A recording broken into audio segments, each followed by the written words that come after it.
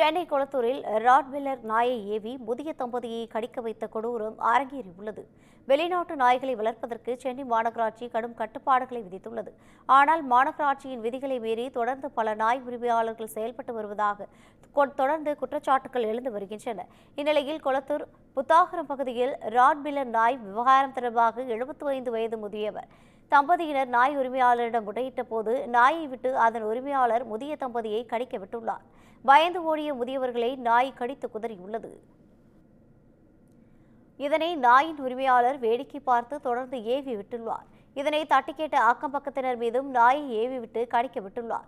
இதையடுத்து அப்பகுதி மக்கள் நாயின் உரிமையாளர் மீது சிசிடிவி காட்சிகளை அடிப்படையாக வைத்து காவல் நிலையத்தில் புகார் அளித்தனர். சம்பந்தப்பட்ட நாயின் உரிமையாளர் மீது கடுமையான நடவடிக்கை எடுக்க வேண்டும் எனவும் பாதிக்கப்பட்டவர்கள் கோரிக்கை விடுத்துள்ளனர்.